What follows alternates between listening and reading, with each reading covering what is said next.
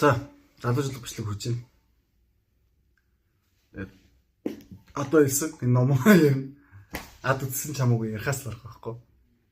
Яг тэгэхээр би өөр зүйл ярих гэхээр ярих юм надад байгаа л да. Гэхдээ одоохондоо цаг нь биш. Одоохондоо цаг нь биш байхгүй. Зарим нэг яг надтай хамт ном зүтгэдэг хүмүүстэй чи яагаад илүү өөр багшийн тухай яагаад илүү өөр номны тухай ярьж болдгоо юм бэ гэж ярьдаг. Тэр хүмүүс миний өмнөөс амьдрахгүй шүү дээ. Миний өмнөөс амьдрахгүй, миний өмнөөс миний зовлон үүрхгүй мөртлөө надад миний амьдралыг заагаад идэв байхгүй юу? Юу ярих юм заагаад идэв. Чи тэнд харагдаж байгаа те ингээд энэ библигээр, энэ эдийн засгийн номыгээр, энэ буддын номыгээр ингээд заагаад идэг надад. Яг энэ зүйлийн төлөө яг наваа хэдэн жил юуг туулж яаж ирсэн гэдгийг явахт мэддэггүй хүмүүс хүртэл амьдрал даангуудаа харж байгаа хүн хүртэл надад амьдрал заах гэдэг. Гэтэ би нэг хүний үг сонсдгоо чихээ дүжирсэн хүн болохоор биш. Яг гэвэл амтаа болгон мууж чаддсан байна. Амтаа болгон цэцэрхэж чаддсан байна. Юу ч мэддэггүй мөртлөө хүн чамайг дормжиж чаддсан байна гэдгийг хангалттай мэдэрдэг байхгүй юу? Олон зүйлтэй. Facebook дээр байгаа комментууд бичлэгүүд байна. За тэгээд нийгэмдэр болж байгаа зүйлс байна. Миний амьдрал дээр тохиолж байгаа кейсүүд ч байна. Тэр хүмүүс яг ярьж байгаа зүйлийн тухай өөртөө ойлгоогүй байдаг. Тэгсэн мэтлээ ярьдаг. Хамгийн аимшигтай. Чам зүгэлдэг гэж боддоо. Хайрын тухай, бурхны тухай, амьдралын тухай, хүний тухай өөртөө ойлгоогүй. Тэр чам яг мэддэг юм шиг юм. Тэгээд цаана гараагүй. Цаана гарсан бол тэр хүн тэгж ярихгүй байх байсан. Бараг яг шаардлагагүйгээр өөрөө харуулах байсан байхгүй юу? Тэгэхээр энэ ном дээр байдаг багш нар яг хин бэ? Ягаад тийм 100 гаруй настай мөртлөө тийм залуу харагддгийг 30-тай юм шиг 40-тай юм шиг. Ягаад бид нар тэр хүмүүсээс суралцах хэрэгтэй юм бэ? Энэ хүмүүсийн яриад байгаа тэр уртнаас тэр цогцлолт гэж бас юу юм бэ? Энийг ихлээр бид нар ойлгохгүй бол ихлээр амьд байх хэрэгтэй тухай ойлгохгүй бол дээрэс нь би энэ сэдвэрээ ч гэсэн сайн ярьж чадахгүй бол би огт мэдэхгүй сэдвийн тухай танаас бас тэг сайн ярьж чадахгүй. Энд миний сууж байгаа шалтгаан бол би өөрийнхөө тодорхой хэмжээнд мэдсэн зүйлээ танаас хуваалцах гэж сууж байгаа. Тодорхой хэмжээнд дуу хоолой үзэл бодлоо эргэлэх гэж сууж байгаа. Тэрээс тэ нэг сайхан хүн болж харагдах гад үгүй. Маш олон хүнээс чам шиг хогийн новш гэдэг үг сонсч ирсэн. Олончудаа ад үзэгдэжсэн. Тэг хүмүүс зайгаа авч ирсэн.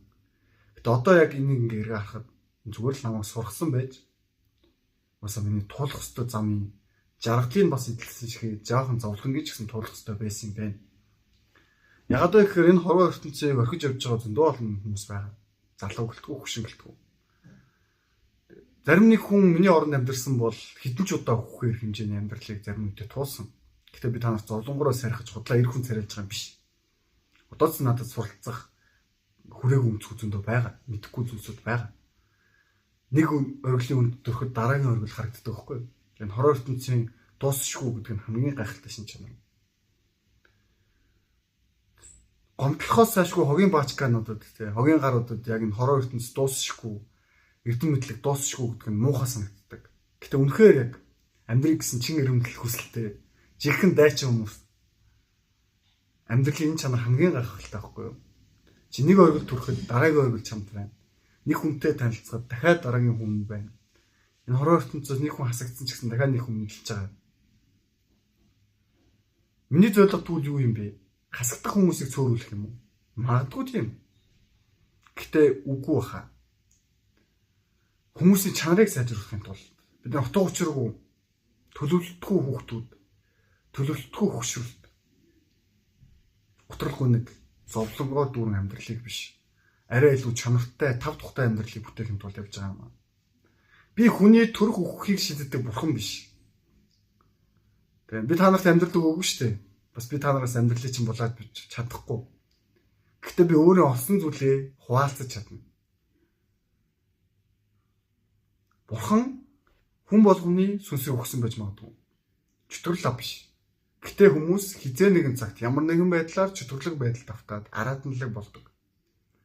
Бид нар тэгэхээр энэ зүйлээ багасгаад илүү хүнлэг энерги, илүү хүчрэхэг, жинхэнэ хүчрэхэг амьдрал, жинхэнэ гэгэрэл гэдэг зүйлийг олчих юм бол Одоогийн бидний амьдрал тохиолдож байгаа зовлонгууд үйл явдлуудад хагцал зовлонгоор дүүрэн нийгэм биш үү? Би та нарыг энийгөө бичлэгээр ярих шаардлага алга. Би өөрөө энийг ингээ олоогүй гутаж гунсан чи хогийн гар юм шүү. Чи ууртай гар юм шүү гэх хүмүүс намайг хэлдэг байхгүй юу? Чи ингээд энэ хорон ертөнцийн болохгүй бүтэхгүй зүйлийг харж тийшээ дуу хоолойгоо өргөж юм уу те? За эсвэл дуу хоолойгоо өргөхгүй махыг ядаж чи өөрөө тэрэнд имзэгэлдэггүй бол тэрийг олж хардггүй чихээд дараад өнгөрдөг бол чи яг бурханлаг хүн биш ээ. Чи зүгээр л дотор чөтгөрөөр хадгалдаг нэг хогийн сав байхгүй юу? Үнэхээр сэхэрч гэгээрээд харах юм бол одоогийн нийгэм бол зарим утгаараа жоохон ханахгүй байгаа. Зөрчлийн үед. Гэхдээ азар бурханлаг өөрчлөлтүүд эхэлж байна. Бурханлаг цаг үе нэгдэж байна.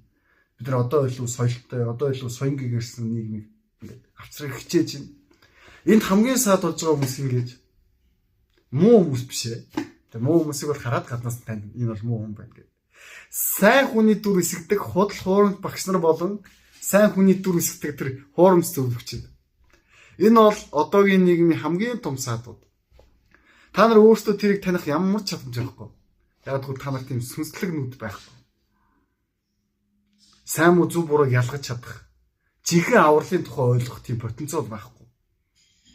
Тийм болохоор та нарт тийм зүйлийн тухай ярих цаг хүнч болоогүй. Тийм болохоор би та нарт анхудаа зүгээр л нэг юм ядаж нэг сонсоод ойлгочихсоо гэсэн утгаас амьдралаа хайрлаач ээ. Хүн болторсон утга учраа олооч ээ гэж хэлээд байгаа байхгүй юу? Амархан зүйл шүү дээ.